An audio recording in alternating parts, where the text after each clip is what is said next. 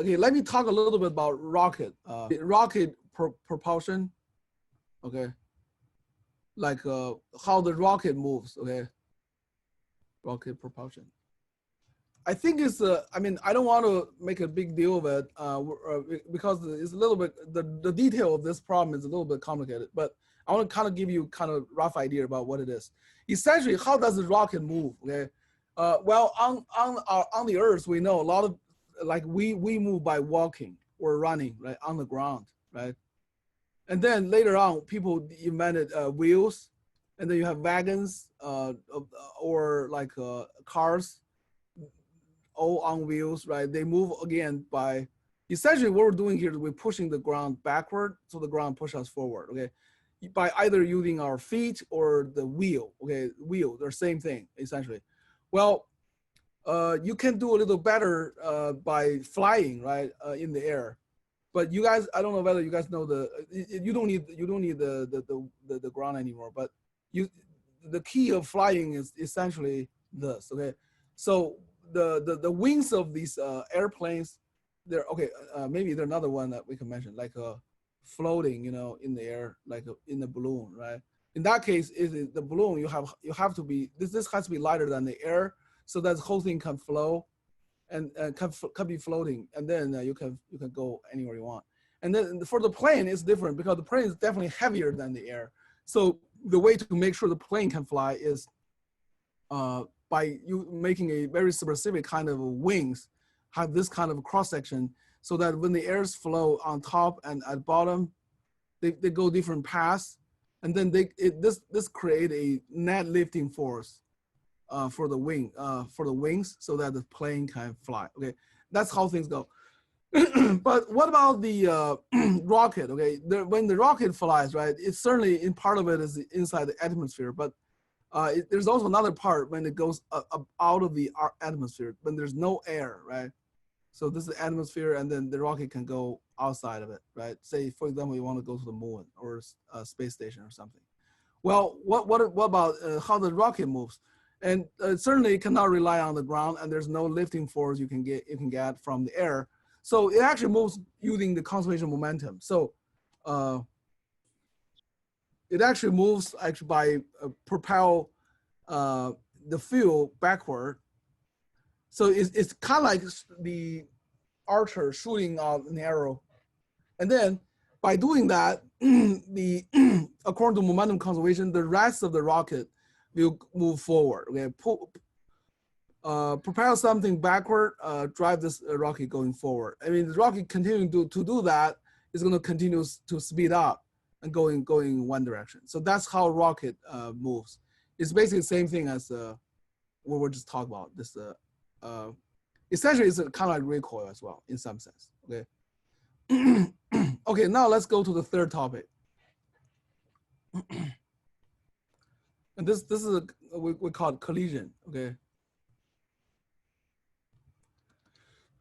Again, this book talk a lot about collision, you know, like which is but I decided to kind of skip it because the math is a little bit, for some derivation or something, the math is a little bit complicated, and we don't need that much, and also we're kind of limited in our time.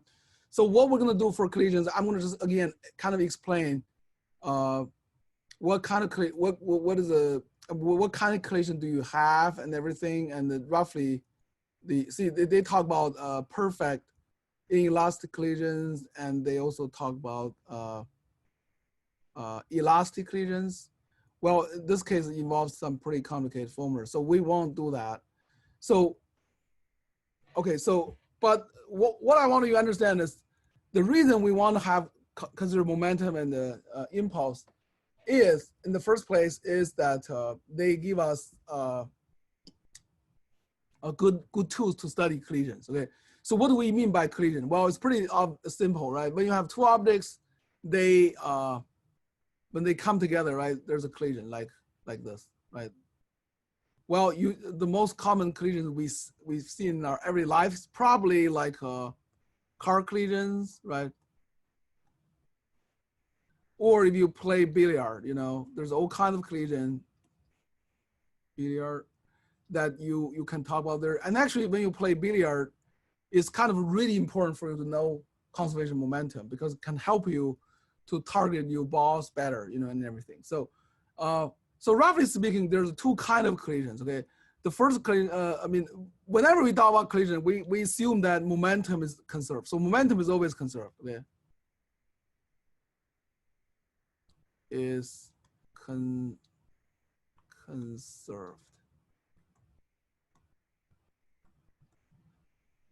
But there are two kinds of collision we can talk about. One is called inelastic collision.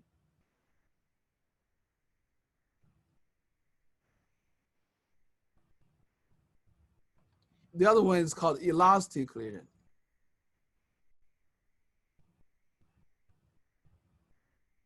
So what do they mean? Okay, so roughly speaking, I can give you a demonstration of that. Okay, so say you take a water bottle here, right?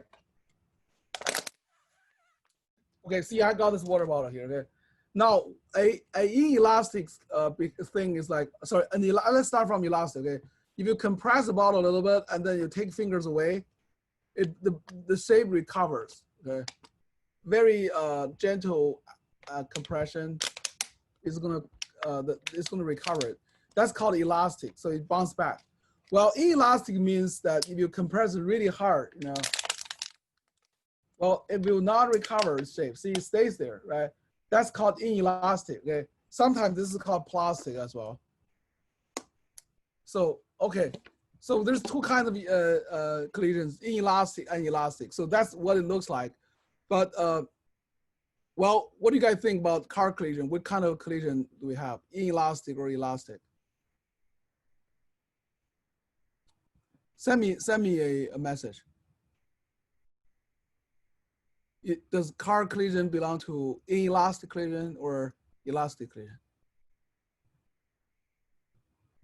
Yeah, whoever had car collision before would know, right? Definitely, for maybe 99% of the collisions are inelastic because normally the body of the car is being damaged. Even like very small collision, you're going back and you collide with like a lipo or another car or something. They're all, unfortunately, most of them are inelastic. Okay? You got an elastic collision there is really, you'll be really lucky. So physically that means when you have inelastic collision, energy is not conserved. Okay, not conserved. And for the elastic collision, energy is conserved. Okay. So that's the basic difference between these two kind of collisions. Okay. Now, a lot of collisions we have in our everyday life, I would say probably more towards inelastic, which means energy is not conserved. There's always going to be a little bit damage after collision, but not necessary, right? Say you have a ping pong ball, right, bounce back and forth on the table. That seems like really elastic. And also same thing when you play billiard, right? Those cue ball, whatever ball you play, right? One ball hit another, that seems like elastic as well. So there's both kind of situations that in our everyday life. Okay. Now, so when you do analysis for collisions, you can use conservation momentum to, if you know enough information, you can get some other information, based on the what do you have for. So let's consider one case of collision called perfect inelastic collision. Perfect inelastic collision. So what does perfect inelastic collision mean? It means that if you have two objects, they collide with each other, like say one ball and another ball. After collision, they stick to each other, okay? So this is before collision, this is after collision, okay? For some reason, they'll just stick to each other, okay?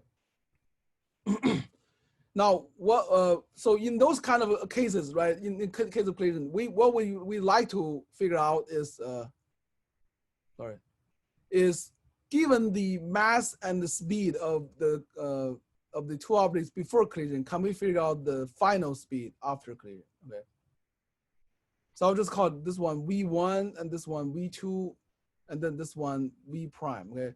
So let's say, suppose we know M1, M2, and V1 and V2, okay? They could be any numbers. The question, what is V prime, okay? The velocity after collision, okay? Now for perfect inelastic collision, the two balls stick together, so there's only one velocity we need to figure out. And we can use conservation momentum. We'll consider this as our initial state, this as our final state. And then we'll set them, so we'll have initial momentum equal to final. So initially we have two of them, right? We have M1 V1 plus M2 V2. And then finally we have, both of them has same speed, same velocity, so M1 plus M2 V prime. So from there, we can easily solve for V prime. So V prime equals to M1 V1 plus M2 V2 divided by M1 plus M2. Okay, and so that's the answer in general we have, okay, for perfect inelastic collision. Well, let's consider a specific case when there's no collision, there's no velocity for consider V2 equals 0. Okay, so in that case, this object is staying there, and then the first object just moves towards it and make a collision. After collision, they stick together and they go forward. Okay, so in that case, our V prime becomes this only. So we have M1 V1 divided by M1 plus M2. Okay, so that's it's like that simple. Okay. And we can show that actually, indeed, the energy is not conserved in this collision, okay, by considering this this specific case. Okay, in this case, the initial kinetic energy would be just 1/2 M1 V1 prime. Okay, oh sorry, V1 squared. There's no V2 here, right? Well, what about the final? The final is going to be 1/2 M1 plus M2 times V prime squared, right? Which is this one. And well, you can write this explicitly like M1 plus M2. V prime, you can write like M1 plus M2 squared. And this is M1 squared, V1 squared, okay? So you can compare this expression and that expression, and then for easier comparison, let me rewrite the second one by 1/2 M1 V1 squared. And then what is left is going to be, see, one of these cancels out. So what is left is M1 divided by M1 plus M2. So you'll see that here, compared with this initial kinetic energy, this is your initial kinetic energy. There's an additional term here, additional factor, which is M1 divided by M1 plus M2, which is always smaller than 1. So we conclude from this simple case that the final kinetic energy is smaller than initial kinetic energy, okay? So energy is not conserved, okay, during this process. We lose some energy by doing the perfect inelastic collision, okay? Actually, it turns out that out of all possible collisions, the perfect inelastic collision loses the most amount of energy, okay? This is the maximum energy loss you can have by making these collisions, okay? Now, where does the energy go to? Okay, if you have a car collision, it goes to heat, basically. So the temperature is going to be higher after collision than the temperature of the car before collision, because a lot of the mechanical energy transformed to heat, okay, which make it a little more dangerous. So, do you have any questions? Okay, let me put it here. One perfect inelastic. Wait, let's talk about then the next one. Okay, next one would be inelastic in general, inelastic collision. Okay.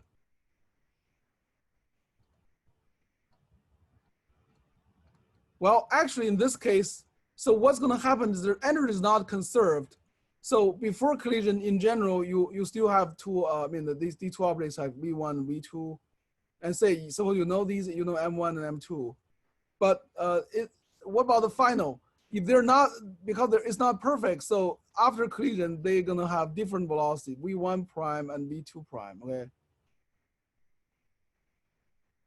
Now, see, you have two unknowns here, but according to momentum conservation, you can only write one equation. So it is insufficient to use momentum conservation to get these two unknowns because you need more information to do that. So there's not much we can do here with momentum conservation only. Well, if you have some other piece of information or something, you can put it in there. But in general, momentum conservation is insufficient, okay, to solve this problem, to get the two unknowns. Okay, the third case we have is let's talk about elastic collision. Okay.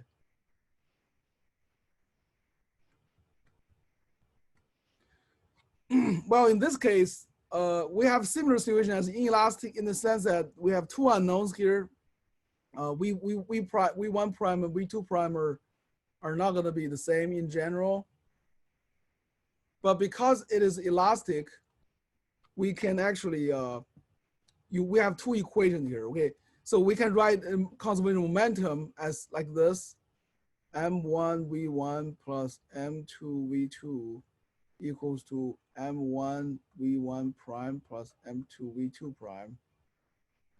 But we can also use energy conservation, so we can write 1/2 m1 v1 squared plus 1/2 m2 v2 squared equals to 1/2 m1 v1 prime squared plus 1/2 m2 v2 prime squared. Okay, so with these two equations, we can solve for the two unknowns, v1 prime and v2 prime. Okay, because these two are independent equations.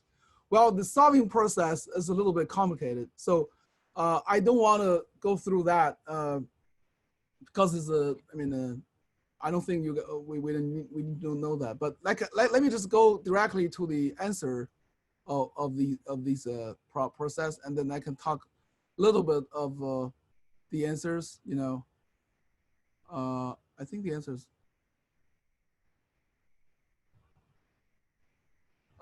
Do they give the answers here? If not, I can derive it. But I thought they would give the answers. No, they don't give the answers. Okay, so. Maybe let me see. I'll just write down the answer myself. Okay, so V1 and V2. Okay, so we'll have two answers. Okay, so V1 prime, V2 prime. Okay, again, we'll consider a simple case when V2 equals 0. Okay, otherwise it's going to be even more complicated, the formula. Okay, so when V2 equals 0, you're going to have V1 here. Okay, you have M1 plus M2. This is going to be like. I think this is M1 minus M2. Yes. And M1 plus M2, and then there's 2M1. So that's kind of like the formula here. Again, you guys don't need to derive them because it's a little complicated. And also, you don't even need to memorize these formulas. I'm just kind of explaining them to you. So, but this kind of give us some very interesting result, okay? Which is gonna be something we will do in the lab on Friday this week. We'll do two labs, one for energy conservation, the other one for momentum conservation. So when we do momentum conservation, we need to consider the elastic collision case and also the perfect inelastic collision. So for the elastic collision case, so what does this tell us? It tells us if you have two objects that have equal mass, okay, 1 and 2, say M1 equal to M2.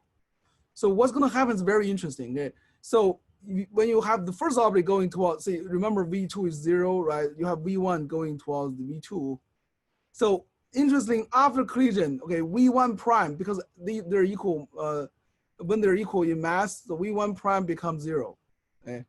And then V2 prime, when M1 equal to M2, 2M1 equal to M1 plus M2, so this cancel out. So V2 prime just simply equals to, sorry, this is V1, not V2, simply V1. So you have very interesting case that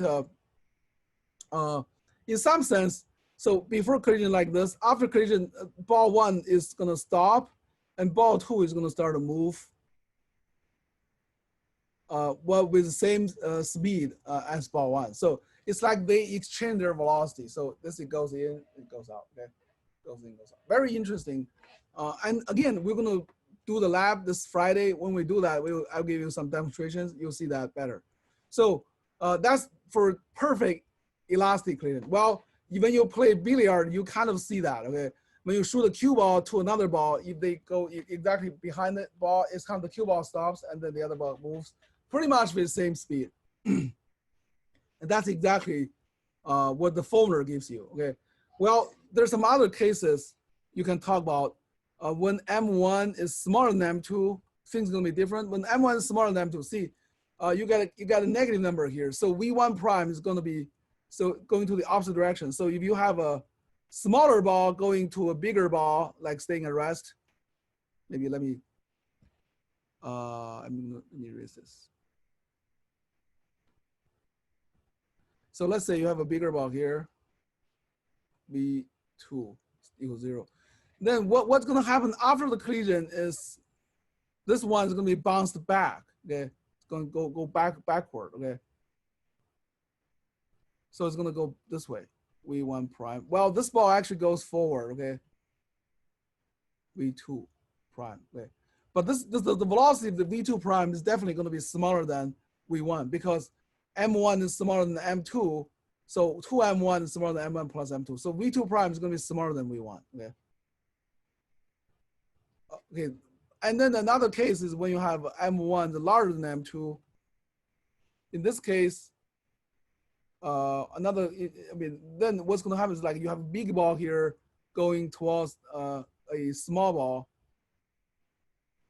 And then because M1 is larger than M2, so V1 prime is larger than 0. So this V1 prime is going in the same direction as V1, and V2 prime definitely will. And this one is larger than this. So V2 prime is going to be larger than V1. So in the end, both of them are going to move forward.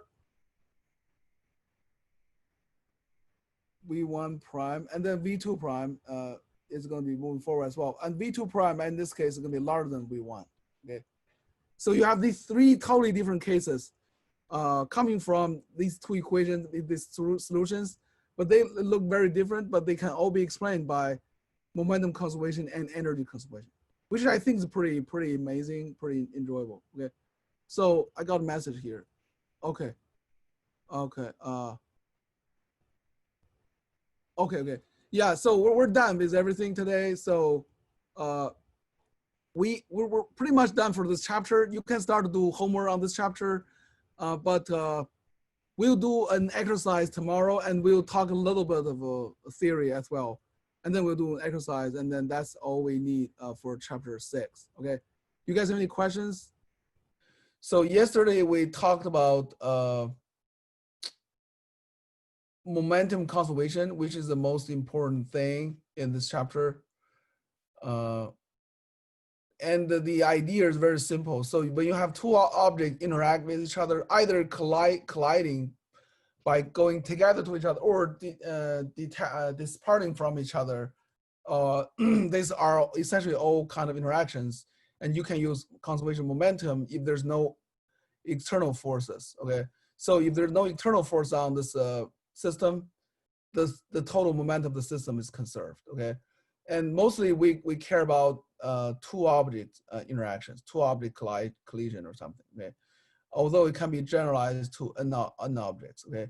And then we gave this example of the archer, okay? And that's a good example, tells you how to, I mean, again, I want to emphasize that this equation here is the fundamental one, okay? The initial momentum equal to final momentum, but this one here is not, okay? This one is the, for the consideration of the specific problem, we know the initial momentum 0, final momentum is given by these two terms. But this is not general. For a different problem, it might be different. For example, the second part, right? You have here, see, this is still the correct initial equal to final, but the specific terms are different now because you have initial momentum now, and then you have final like this and this. So just keep that in mind, okay? And then we talk a little about rocket propulsion and then the collision. Well, these are mostly conceptual things you need to understand. In terms of calculation, we still just use conservation momentum like this for the perfect inelastic collision, and then we did it for, so for the elastic collision, as I said, we don't really, we have these two equations, but you're not required to derive them or anything. We're just using these results from these equations to discuss a couple different cases, which are kind of interesting to look at. And also we'll have our lab about it as well, okay? Oh, by the way, I forgot to give grade lab 4 again. So last night, I don't know what happened. Okay, tonight I'm going to finish grading the labs. Now you guys need to do your labs for Newton's law, right? The two labs. I mean, yeah, it'd be better. I don't know. Maybe you should do it before the test, but I mean, right now it's a little bit too late to say that. Okay. So anyway, so we're pretty much done with about the momentum stuff. But let me just bring up the last topic, last point I want to make. So this is a collision, right? So last thing I want to talk about is the in this chapter is the two-dimensional collision. Although we don't really require a lot, like real, most of the case, real calculations, but I want to kind of mention that it may help you to play like a billiard or something, you know? So again, let me try to.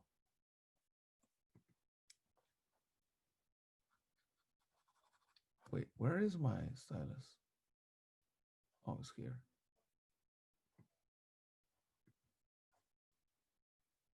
Okay, right here.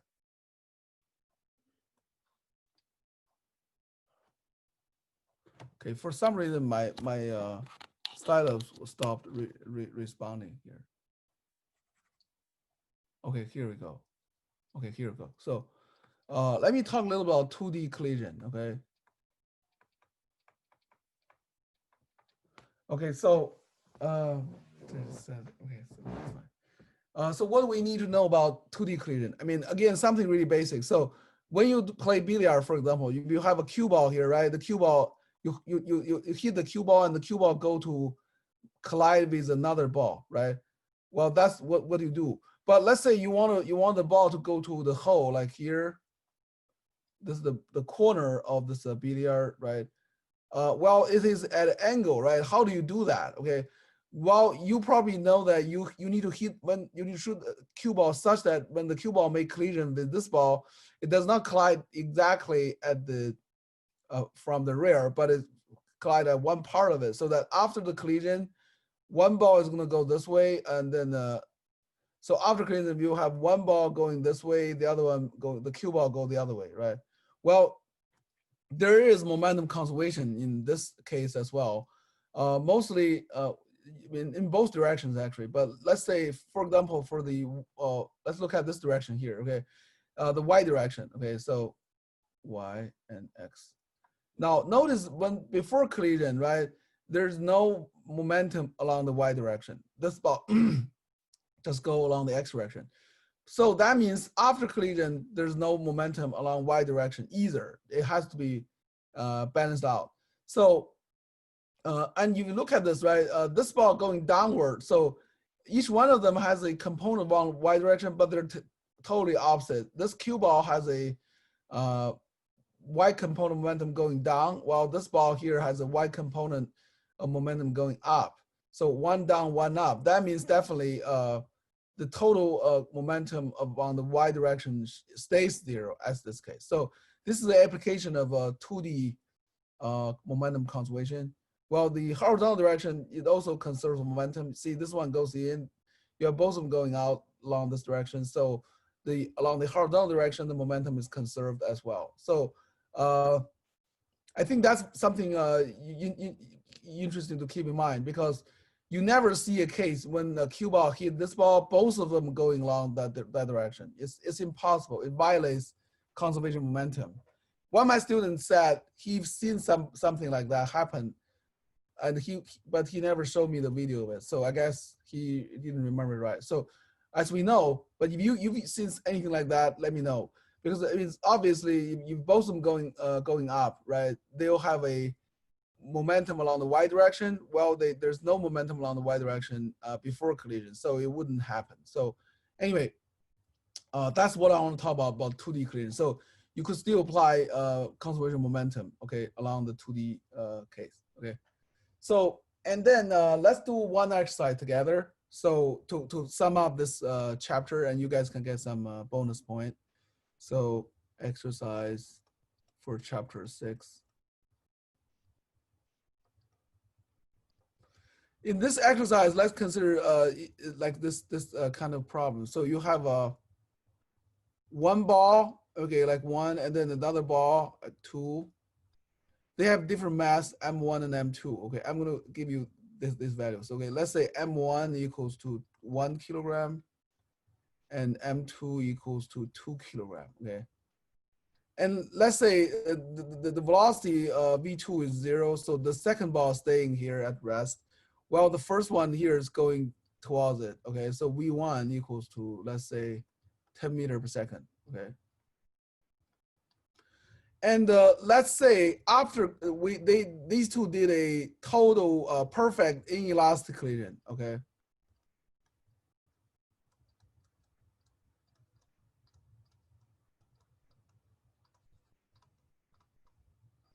So after collision, they stick to each other. Okay. It is possible that they have some sticky part on their surface, so they stick to each other. So they go together. Okay. With some velocity v prime. So what I want to do is this. Okay. First of all, calculate v prime using momentum conservation.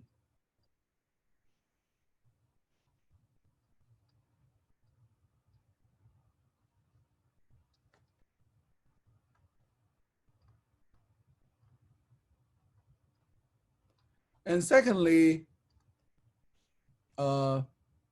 calculate the impulse, okay, on ball 1 and on ball 2, okay. Now it's an interaction. So there's a force given by ball 1 on ball 2 during the collision, but there's also a force given by ball 2 on ball 1 during the collision. So you can calculate the impulse of these two, separately. And we'll see the answer give you something really interesting, but we can discuss the answer. But calculate the impulse, okay? If you forget about that, go back to your previous notes to look. Remember, we had an example. The car collided with the wall, and in that case, we calculate the impulse on the car from the wall, right? It's very similar. You can use that. Remember about impulse, we know two things. We know impulse equals to force times delta t, and we also know impulse equals to momentum change. Okay, so either one of these two will give you the will help you to solve the second part. Okay, well, this one just the conservation momentum. Okay, is that clear? Is that clear? The question? Okay, so okay, right now it's 10:22. Remember, this class finished at 11, so we will. I'll give you guys like 15 minutes to 20 minutes to do the problem. Okay. Okay, let me talk about it. This is actually a pretty good problem. Hopefully you guys can understand something from it. So let's start from the first part. Okay, this part is supposed to be simple. Basically, just consider this two state, initial state and final state.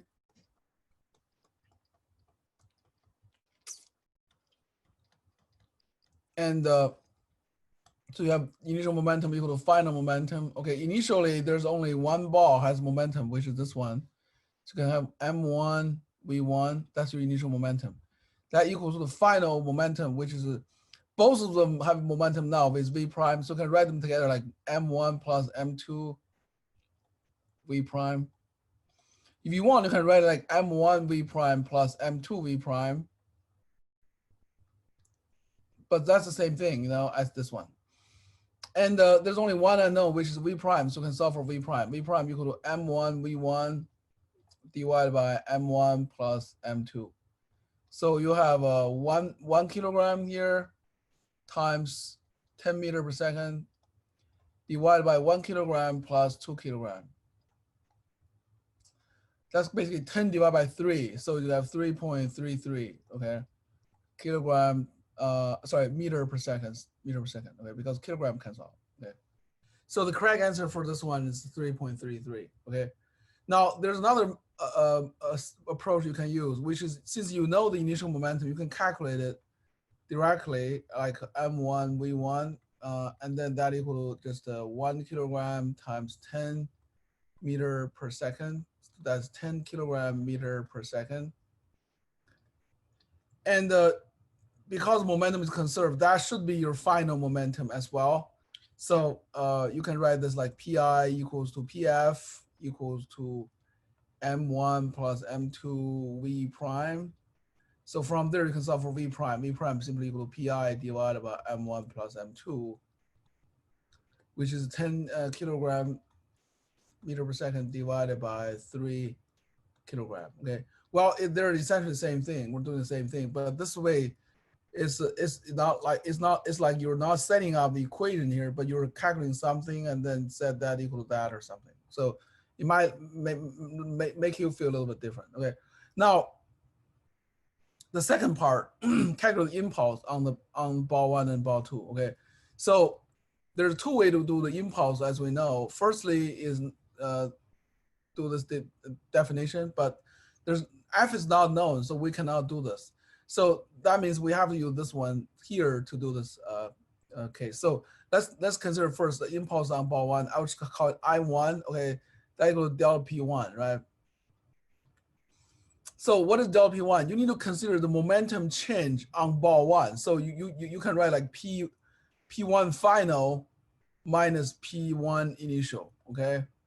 What is P1 final? So this is like basically M V prime, M1 V prime minus M1 V1, because that's the final momentum of the first ball. That's the initial momentum of the first ball. Okay. Or you can factorize M1 out, so you have V prime minus V1. So M1 is 1 kilogram, and then V prime is 3.33 meter per second, and then V1 is 10 meter per second. Okay. So that gives you basically negative 6.67.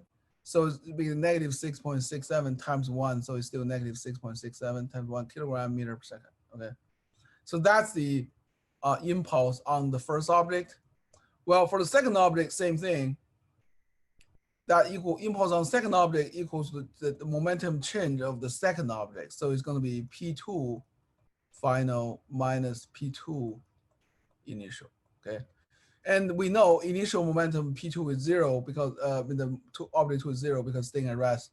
So that's basically just equal to M2 V prime minus 0. Okay. Now you plug in numbers. M2 is 2 kilogram and V prime is 3.33 meter per second. So you actually get 6.66 kilogram times meter per second. Okay. Well, if you notice here, right, these two numbers are almost the same in magnitude. Actually, if we don't round anything, it'll be exactly the same. So right now, this difference here comes from the rounding in getting this 3.33. Because we round a little bit. It should be like 10/3 here, exactly like this, 10/3. Okay. Where is it? Like this. So, and that actually tells you something really important, really interesting, and we also something important. So, the impulse of ball 2 on ball 1 is negative 6.67. So it's like when the collision happens, ball 2 is actually giving a negative impulse to ball 1, so it's actually trying to slow down ball 1. Well, at the same time, the impulse from ball 1 to ball 2 is positive, so ball 1 is pushing the ball 2 forward, but their magnitude are pretty much the same, so the total impulse actually is 0, right? So you want to talk about total impulse equals to first one plus second one. That's pretty much 0. And that makes sense because total impulse equals to the change of total momentum, okay? So, and because momentum is conserved, we're not supposed to have any change in total momentum, so you should get 0 here as the total impulse, okay? So these two impulses basically kind of cancel each other out, okay, during this collision process, which is certainly makes sense because impulse itself equals to F delta T, right? Well, the collision time is the same, but the force here for the two impulse here, according to Newton's third law, they're equal in magnitude in opposite directions. So these two impulses should cancel each other out, okay, because of that, okay. And so it's kind of like checking of what we got from the first part. Now, some of you didn't get the correct answer for the second part. I think main issue here is might be you didn't really focusing on the right object. See, for calculating the impulse on the first object, you need to look at the momentum on the first object, you know, the momentum change on the first object only, okay? Well, same thing, if you're interested in the impulse on the second object, you need to focus on the momentum change on the second object only, okay? Like final and initial on the second object. So if you don't get it, you don't put this thing right, you wouldn't be able to get it right. And for part one, I don't know why some of you didn't get the right answer. But I mean, this solution seems pretty straightforward, you know, from my point of view. So do you have any questions?